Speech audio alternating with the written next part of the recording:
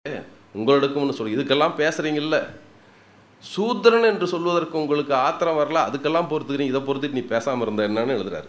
உனக்கு எப்போது மசூதி முன்னால் மேளம் அடிப்பதை கேட்பதற்கு யோகிதை வருகிறது என்றால் சூத்திர பட்டத்தை ஒழித்து விட்டு அப்புறம் போய் அவங்ககிட்ட கேள், நானும் வர்றேன் கேட்கலாம்.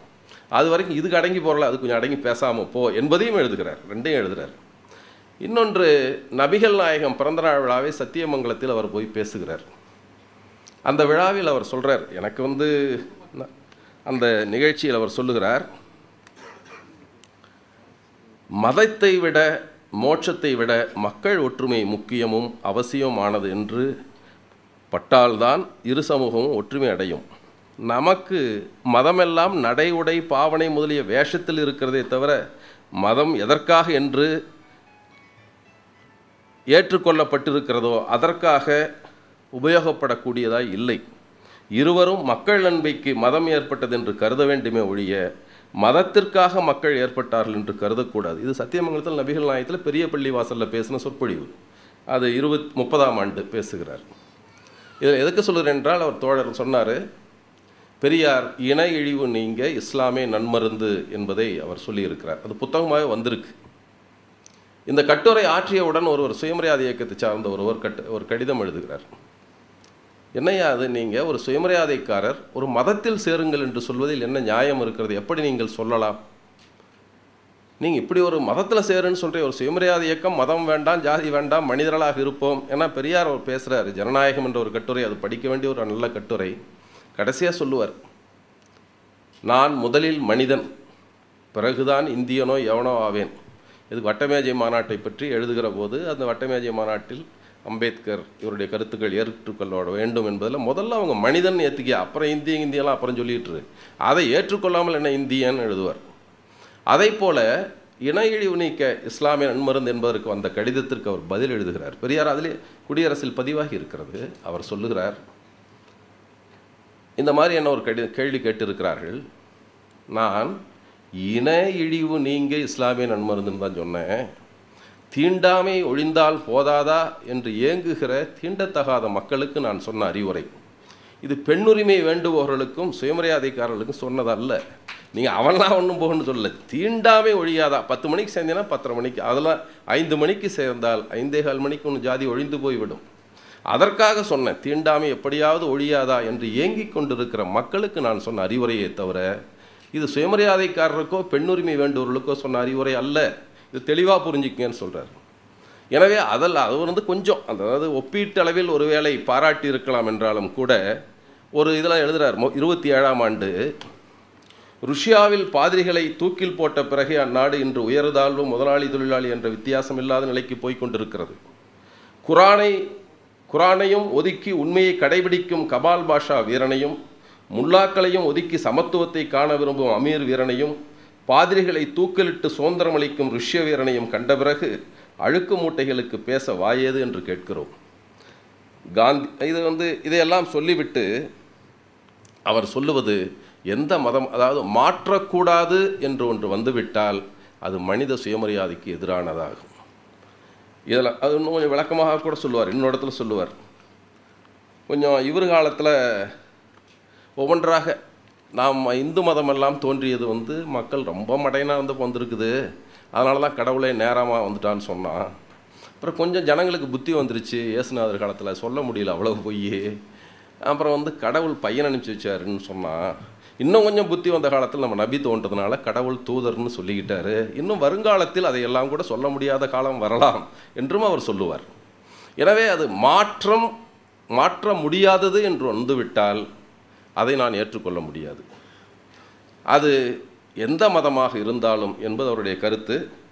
அதை சொல்லுகிற அதே சூழலில் நான் பல செய்திகளை இதை சொல்லிக்கொண்டு தான் நேரம் ஆகிக்கொண்டிருப்பதால் என்பதால் இன்னொன்றும் சொல்லிடுறேன். நான்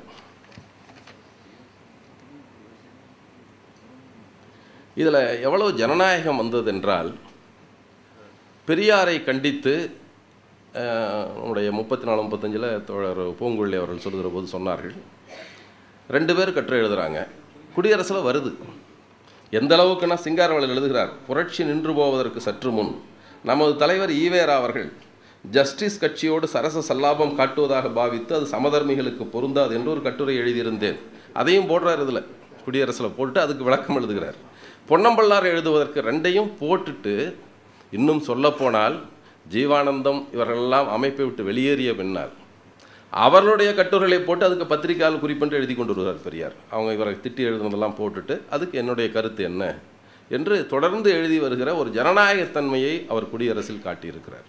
வேறு யாரும் தன்னை திட்டுறவங்கள போட மாட்டாங்க, அதை விட்டுருவாங்க. ஆனால் இவர் அதுக்கெல்லாம் போட்டு பொன்னம்பலத்திற்கும் தோழர்கள் சிங்காரவேலுக்கும் பொன்னம்பலத்துக்கும் சமாதானம் என்பதை அவர் எழுதுகிறாரு. அதில்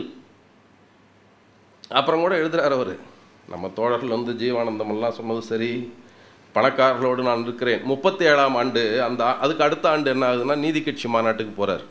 பெரியாரை உள்ள விட மாட்டேங்கிறாங்க. ஏன்னா இவர் போய் ஏதாவது இல்லாத கேள்வி எடுத்து தொந்தரவு பண்ண விட மாட்டேங்கிறான். எனக்கு டிக்கெட் கொடுன்னு கேட்குறாரு. பிரதிநிதி டிக்கெட் கொடுக்க மாட்டேன். என்ன கேட்டதுக்கு பரிந்துரைக்கு போய் கேட்டு முத்தையா செட்டியார் சொல்லித்தான் அவரை உள்ளே விடுறாங்க. இவ்வளவு பெரிய தடுக்கிறாங்க. அந்த அளவுக்கு தான் நீதி கட்சிக்கும் ஒருக்கான உறவு இருக்கிறது. ஏன்னா அவ்வளோ கடுமையான விமர்சனத்தை வைத்து கொண்டு இருக்கிறார். அப்போ அதுக்கு முந்தைய சொல்கிறார் அவர், நம்ம தோழர்கள் ஜீவானந்தம் அவர்களும் இவங்கெல்லாம் என்ன விமர்சனம் பண்ணிட்டு இப்போ பணக்காரர்கள் இல்லாதவர்களும் மந்திரி ஆகாதவர்களுமான காங்கிரஸுக்கு போயிருக்கிறார்கள்னு சொல்கிறார். ஏன்னா நான் பணக்காரனும் மந்திரிக்கு ஆதரவாக இருக்கிற நீதி கட்சியில் இருக்கிறேன்னு சொல்லிட்டு இவர்கள் பணக்காரர்களே இல்லாத கட்சி, மந்திரிகள் ஆக போகாத கட்சிக்கு போய் சேர்ந்துருக்கிறாங்க, நல்லது தான் என்று கிண்டலாக சொல்கிறார். ஏன்னா எல்லா கட்சியும் அப்படித்தான் இருக்கிறது என்பதை சொல்வதற்காக அதை சொல்லி கொண்டிருக்கிறார்.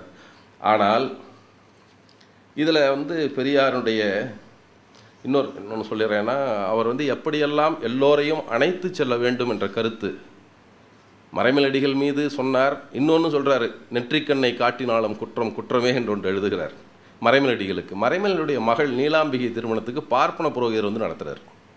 நீ சைவம், பார்ப்பனுக்கு எங்களுக்கு சம்மந்தம் இல்லை, புரோகிதத்துக்கு எனக்கு சம்மந்தம் இல்லைன்னு சொல்லிட்டு பாப்பானை வச்சு அதுக்கு நடத்துனீங்க. இது யாராக இருந்தாலும் என்னால் பொறுத்து கொள்ள முடியவில்லை, இதை கண்டித்தான் தீர வேண்டும். மறைமலடிகள் வந்து சுவாமி வேதாச்சலம் அவர்களுக்கு நான் என்னுடைய கண்டனம் தெரிவித்துக் கொள்கிறேன்னு எழுதுகிறார். அதற்கு அடுத்து இன்னொன்று எழுதுகிறாரு, சைவம் என்பது தனி மதம், பார்ப்பனியத்திற்கும் அது தொடர்பில்லை என்று சொல்லுகிறீர்களே, இந்து மதத்துக்கும் தொடர்பில்லைன்னு சொல்கிறீங்களே அப்படின்னு சொல்லி அவர் பெரிய 28ஆம் ஆண்டு ஒரு நீண்ட கட்டுரை எழுதுகிறார். உங்கள் சைவம் நீங்கள் கும்பிட்ற சாமியில் எது புராண கதை இல்லாத சாமியை கும்பிட்றேன்னு மட்டும் சொல்லு, அப்புறம் உனக்கும் இப்போ பார்ப்பன மதத்துக்கு சம்மந்தம் இல்லாத நான் ஒத்துக்கிறேன், சும்மா ஏன் எங்களை ஏமாற்றிட்டு இருக்கிறீங்க என்று எழுதுகிறார். அதில் வந்து சைவர்கள் என்ற பெயரால் இருக்கிற இந்து மதத்தின் பெருஞ்சாதியாக கருது கொள்ளுபவர்கள் அப்படி சொல்லி கொண்டிருப்பதை அவர் வந்து அம்பலப்படுத்துவதாக அந்த பழைய செய்திகளை எழுதுகிறார். அதில் இன்னொரு இடத்துல வந்து நீதி கட்சியின் மீது நம்பிக்கையில்லா தீர்மானம் கொண்டு வரப்படுகிறது. அப்போ கூட எழுதுகிறார், இதை பற்றியெல்லாம் கவலைப்படல, சுருட்டு குடிச்சிக்கிட்டு பாட்டு கேட்டுட்டு கிராமஃபோனில் பாட்டு கேட்டு பப்ளி ராஜா உட்காந்துட்டு இருந்தார்.